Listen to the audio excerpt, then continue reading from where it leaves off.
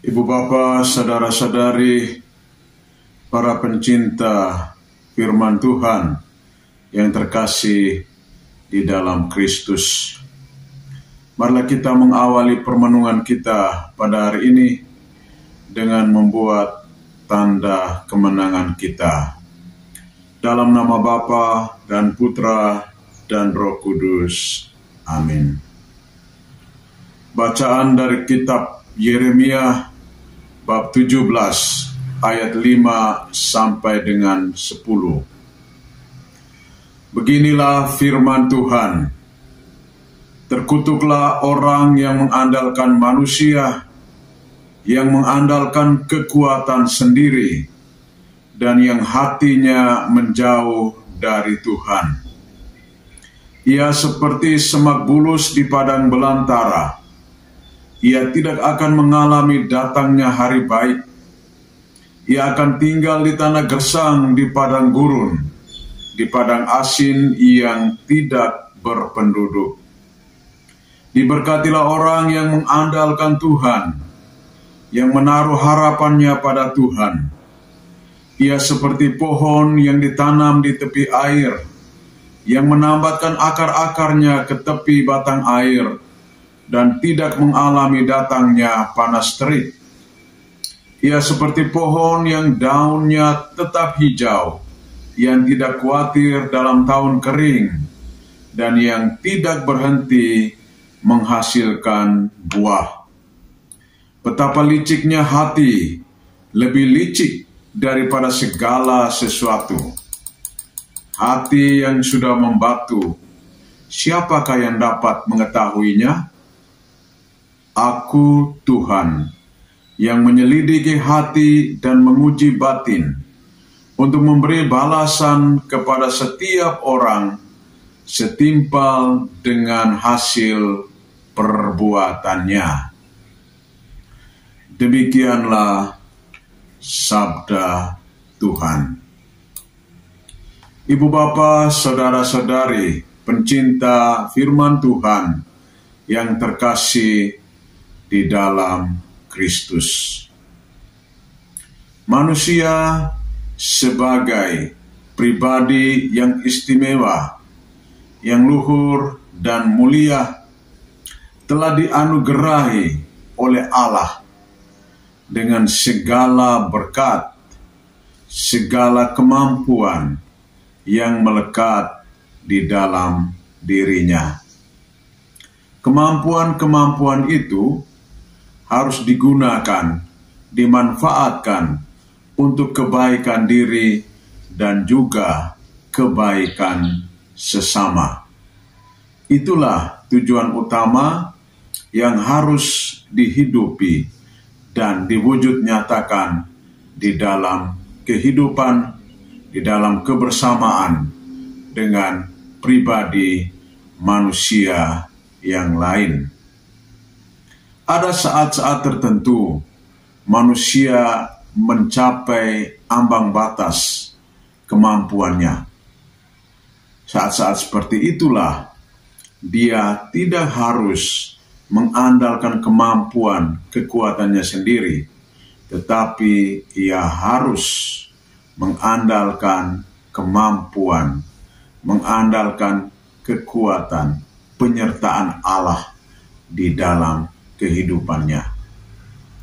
Nabi Yeremia menyampaikan pewartaannya kepada bangsa Israel dan juga kepada kita sekalian, supaya senantiasa mengandalkan Tuhan di dalam seluruh ziarah hidup kita. Berbahagialah orang yang mengandalkan Tuhan, yang menaruh harapannya pada Tuhan. Ia seperti pohon yang ditanam di tepi air, yang menambatkan akar-akarnya ke tepi batang air, dan tidak mengalami datangnya panas terik. Ia seperti pohon yang daunnya tetap hijau, yang tidak khawatir akan tahun kering dan yang tidak berhenti menghasilkan buah. Orang-orang yang senantiasa mengandalkan Tuhan, yang adalah sumber kehidupan, sumber keselamatan, akan memperoleh kehidupan walaupun sedang berada di dalam situasi yang sangat sulit. Nabi Yeremia menggunakan gambaran tentang pohon yang ditanam di tepi aliran sungai, yang daunnya tetap hijau dan selalu menghasilkan buah pada musimnya. Gambaran ini memberikan kekuatan, motivasi kepada kita untuk senantiasa mendekatkan diri pada Sang sumber keselamatan, yakni Allah sendiri. Sementara orang-orang yang selalu mengandalkan kemampuan, kekuatannya sendiri, mereka itu tidak akan mengalami kebaikan di dalam diri dan kehidupannya. Karena apa? Karena mereka selalu mengandalkan kemampuannya sendiri. Dengan sendirinya mereka akan menjauhkan diri dari Allah. Mereka mengabaikan Allah yang selalu berjalan bersamanya di dalam kehidupan. Nasib orang-orang yang mengandalkan kemampuannya sendiri tentu saja tidak akan mengalami musim yang baik di dalam kehidupannya. Ketika situasi sulit datang menghampirinya, maka dengan mudah mereka akan mengalami keputusasaan.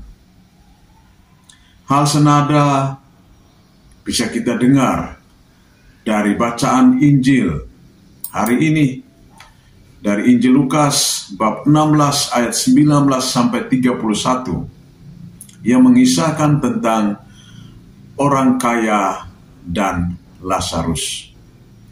Bila kita melihat dua sosok pribadi ini, tentu saja mereka memiliki latar belakang kehidupan yang sangat jauh berbeda. Orang kaya, bila ia memperoleh kekayaan dengan cara kerja yang baik dan benar, tentu saja sungguh-sungguh diberkati oleh Allah. Kekayaan yang ia miliki tidak hanya diperuntukkan bagi dirinya sendiri, tetapi ia mau berbagi dengan saudara-saudarinya yang sedang berada di dalam situasi sulit. Lazarus, seorang miskin, bila kita melihat dari aspek yang berbeda, kemiskinan yang ia alami mungkin saja berasal dari dirinya sendiri karena kemalasan, ketidakmampuannya untuk berjuang, berusaha, membangun kehidupan yang lebih baik. Apakah kita mempersalahkan orang lain atau kita melihat dirinya sendiri? Dari mana sumber kemiskinan, sumber keterpurukan hidupnya? Tetapi yang mau disampaikan oleh penginjil Lukas kepada kita adalah bagaimana relasi kehidupan antara pribadi manusia, baik itu yang kaya ataupun yang miskin, harus selalu membantu dan menolong satu dengan yang lain. Kisah Lazarus dan orang kaya mengingatkan kepada kita bahwa siapa saja yang berada di sekitar kita, mereka harus dibantu dan ditolong. Apa yang kita taburkan di dalam dan di tengah dunia ini akan kita tuai pada saat ini juga ataupun juga kelak ketika kita kembali kepada Allah Sang Pemilik kehidupan. Semoga bacaan-bacaan suci pada hari ini memberikan kekuatan, motivasi kepada kita untuk senantiasa mengandalkan Tuhan di dalam kehidupan kita setiap hari, dan mau berbagi dengan orang-orang yang mengalami ketidakberuntungan di dalam kehidupannya. Semoga kehadiran kita boleh menjadi berkat bagi siapa saja. Tuhan memberkati kita. Dalam nama Bapa dan Putra dan Roh Kudus. Amin.